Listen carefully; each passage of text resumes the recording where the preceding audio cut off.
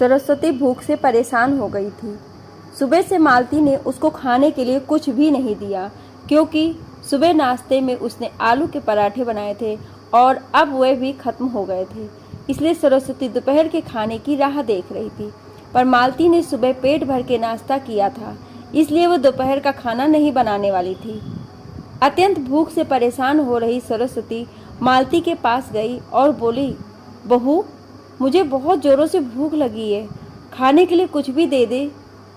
सरस्वती का कहना सुनकर मालती मुंह टेढ़ा करके बोली, दिन भर सिर्फ आपको भूख ही लगती है, दूसरा तो कुछ भी काम नहीं रहता आपको। उस टेबल पर चने रखे हैं, वही खाकर पानी पी के सो जाओ। आज दोपहर को मैं मेरी फ्रेंड के साथ बाहर जाने वाली हूँ, इसलिए खाना तो रात को ही बनाऊंगी। ये सुन के सरस्वती का मन उदास हो गया। फिर सरस्वती धीरे से बोली, तू कहे तो मैं खुद के लिए कुछ बना लूं। मालती गुस्से से बोली, एक व्यक्ति के लिए खाना बनाओगी क्या आप? सोचकर मालती किचन में गई और उसने फ्रिज में रखे हुए बासी चावल निकाले और अचार के साथ वे चावल एक थाली में परोसकर सरस्वती के आगे रख कर बोली कि खा लो। ऐसा कहकर पर्स लेकर मालती घर के बाहर चली गई। चावल फ्रिज में रखे थे, तभी भी वह खराब हो गए थे, उनसे गंदी बदबू आ रही थी। सरस्वती ने गुस्से से वे चावल डस्टबिन में डाल दिए। इसके बाद उसने दाल चावल निकालकर अपने लिए गरम गरम खिचड़ी पकाई और पुदीने की चटनी के साथ खाई और सब बर्तन घिस कर किचन साफ किया और चुपके से अपने रूम में जाकर सो गई। मालती ने भले ही खाना पकाने से मना किया था, पर यह घर उसका भी था और वह खुद का खाना खुद बना सकती थी। दूसरे दिन सुबह सरस्वती अपने रूम में बैठी थी। उतने में उसका बेटा रमेश उधर आया और बोला, माँ, आजकल महंगाई बहुत बढ़ गई है, मुझे घर खर्च चलाना भी बहुत कठिन हो रहा है। ऊपर से पापा की 13वीं पर भी बहुत खर्च हुआ। माँ, मैं सोच रहा था कि एक रूम किराए पर दिया जाए, घर का किराया आने पर घर खर्च में थोड़ी मदद मिलेगी। सरस्वती बोली, बेटा, तुझे जो ठीक लगेगा तू वही कर।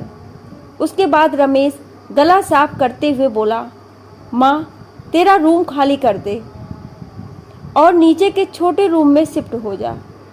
उस छोटे रूम में टॉयलेट और बाथरूम नहीं है, तो उसे कोई किराए पर नहीं लेगा।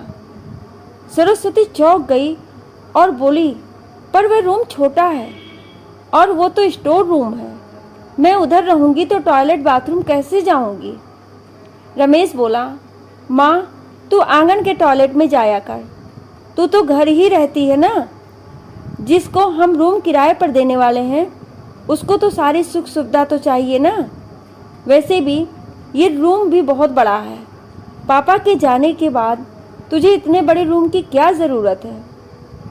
सरस्वती कुछ क्षण शांत रही और सोचने के बाद बोली, टेरेस पे जो रूम है वह भी हम किराए पर दे सकते हैं, उस रूम में सब सुख सुविधा है।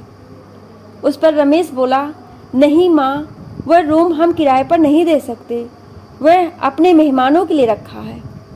तुझे तो अच्छे से पता है कि मालती के मायके वालों का आना जाना चालू रहता है, इसलिए एक्स्ट्रा रूम मेहमानों के लिए रखना पड़ेगा। सरस्वती सब समझ गई थी कि बेटे ने तो उसका ही रूम किराए पर देने का निर्णय लिया है, क्योंकि वह बुढ़ापे में बेटे और बहू पर आश्रित थी। इसलिए रमेश ने जो कहा उस पर सरस्वती ने ज़्यादा विरोध नहीं किया। उसने अपना थोड़ा सामान लिया और छोटे रूम में शिफ्ट हो गई। उधर पुराने छोटे रूम में उसका जी घुट रहा था, तब भी वहाँ उस रूम में दिन काट रही थी। नया किराएदार आया था, सब पहले जैसा चल रहा था। घर में आए हुए किराएदार का नाम अशोक था, एक एनजीओ में काम करता था। वह हर रोज़ मालती और रमेश सरस्वती के साथ कैसा सलूक करते थे वह देखता था। वह देखकर उसको बहुत बुरा लगता था। धीरे धीरे सरस्वती अशोक को अपने बेटे जैसा मानने लगी। अशोक भी आते जाते सरस्वती का हाल चाल पूछा करता था और उसका ख्याल रखता था। रमेश और मालती को सरस्वती से कुछ लेना देना नहीं था। मालती बचा हुआ खाना उसके थाली में रखकर जाती और बेटा तो उसकी तरफ देखता भी नहीं था। सरस्वती तो पहले ही समझ चुकी थी कि उसका बेटा अब पहले जैसा नहीं रहा, वह बदल गया है। फिर भी वो आंखें बंद करके किसी पालतू पशु जैसी उस घर में रहती थी, क्योंकि बुढ़ापे में उसको दूसरा किसी का कोई सहारा नहीं था। रोटी के 2 टुकड़ों के लिए उसको उनके सहारे रहना पड़ रहा था। कभी कभी सरस्वती को बहुत रोना आता था। सरस्वती अशोक को अपने मन की बातें बताने लगी। उनके पति की मौत बेटे की लापरवाही से हुई थी, पर वो ज़्यादा नहीं बोल पा रही थी। जब पति काम पर जाते थे तब घर में हम दोनों को बहुत मान सम्मान मिलता था। जब वो काम करने में असमर्थ हो गए तब रमेश को उन्होंने घर खर्च में मदद किया कर ऐसा कहा। ये बातें रमेश के मन को बहुत लगी। जब तक पति घर चला रहे थे रमेश अपने सब पैसे बचा लेता था, पर अब शर्म से और मजबूरी में उसको घर खर्च चलाना पड़ रहा था। धीरे धीरे माँ बाप का खर्च उसको बोझ लग रहा था, लेकिन वह स्पष्ट रूप से कुछ भी नहीं कह सकता था। इस बीच पति का स्वास्थ्य बहुत बिगड़ गया और वे चल बसे। डॉक्टर के पास जाने से पता चला कि उनको निमोनिया हुआ था। डॉक्टर थोड़ी महंगी दवाई लिख कर देते थे तो रमेश पैसे बचाने चाहिए, इसलिए रमेश आधी दवाई लेकर आता था। शुरू में पति का स्वास्थ्य सुधर गया था, तब रमेश ने उनकी गोलियां औषधि बंद कर दी थी। पति भी इन चीज़ों पर ज़्यादा ध्यान नहीं देते थे, लेकिन एक रात में उन्हें सांस लेने में बहुत परेशानी हुई। सरस्वती बहुत घबरा गई और वह भाग भाग के गई और रमेश के कमरे का दरवाज़ा ठोकने लगी और कहने लगी कि पापा का स्वास्थ्य बहुत बिगड़ गया है, चलो हम उन्हें डॉक्टर के पास लेकर जाते हैं। उस पर रमेश बोला, माँ मुझे अब सोने दो, मुझे बहुत नींद आ रही है, हम सुबह पापा को डॉक्टर के पास लेकर जाएंगे। ऐसा कहकर उसने दरवाज़ा बंद कर लिया था। सरस्वती रात भर पति के तकिए के पास चिंतित बैठी रही। कभी छाती को तेल लगाकर मालिश कर रही थी तो कभी भाप दे रही थी, पर भगवान को कुछ अलग स्वीकार था। सुबह तक उनकी मृत्यु हो गई थी। घर में कब्रिस्तान जैसी शांति थी। रमेश रोने का नाटक करने लगा। मालती तो ऐसे रो रही थी कि जैसे उसको वास्तव में ससुर चले गए। इस बात पर बहुत दुख हो रहा था। सबसे ज़्यादा धक्का लगा सिर्फ सरस्वती को, पर वह कुछ बोल नहीं पा रही थी।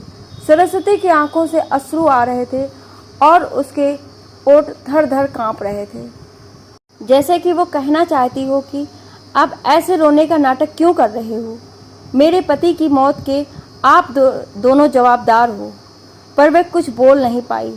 क्रियाकर्म कर दिया गया। सरस्वती के दिमाग में हमेशा एक बात चलती थी, रमेश ने लापरवाही नहीं की होती तो आज मेरे पति जिंदा होते। उनकी मौत के बाद मालती और रमेश का व्यवहार बहुत बदल गया था। सरस्वती को भी उनके व्यवहार की आदत पड़ गई थी, इसलिए वह उनकी तरफ से कोई भी उपेक्षा नहीं रखती थी, पर उसका मन उसे अंदर ही अंदर उसे खाए जा रहा था। ऐसी औलाद को सबक भी नहीं सिखा सकती। एक दिन उनका किराएदार अशोक उसके पास आया और सरस्वती को कुछ बातें उसने समझाई। वह बातें सुनकर सरस्वती की आंखों में एक नई उम्मीद जगी। दूसरे दिन सुबह सरस्वती मालती और रमेश के पास आई और बोली, मुझे तुम दोनों से बहुत ज़रूरी बात करनी है। मुझे ऐसा लग रहा है कि तुम दोनों को मेरे साथ रहने में प्रॉब्लम है, इसलिए मैंने सोचा कि मैं वृद्धाश्रम में रहूंगी। सरस्वती का कहना सुनकर मालती बहुत खुश हो गई। रमेश ने थोड़ा दुखी होने का नाटक किया। फिर थोड़ी देर में सरस्वती ने उन दोनों के चेहरे के हाव भाव देखे और बोली, रमेश तुझे दुखी होने की ज़रूरत नहीं है और मालती तुझे इतना खुश होने की ज़रूरत नहीं है, पहले मेरी सब बातें सुन लो। सरस्वती हंसकर बोली, ये बातें सच्ची है कि वृद्धाश्रम में रहूंगी, पर मैं इस घर से कहीं नहीं जाऊंगी। मैं इस घर को वृद्धाश्रम बनाऊंगी।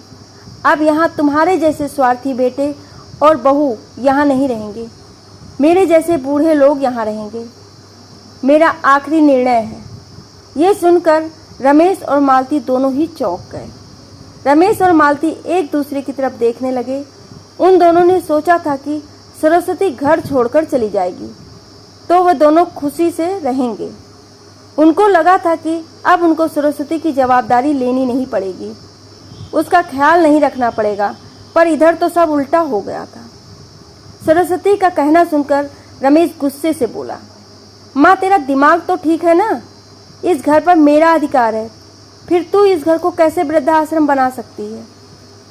तू भूल रहा है बेटा, अभी तक ये घर मेरे ही नाम पर है।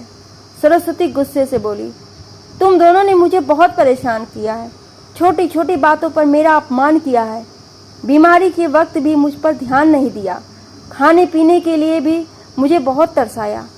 तेरे पिताजी भी मुझे छोड़कर चले गए।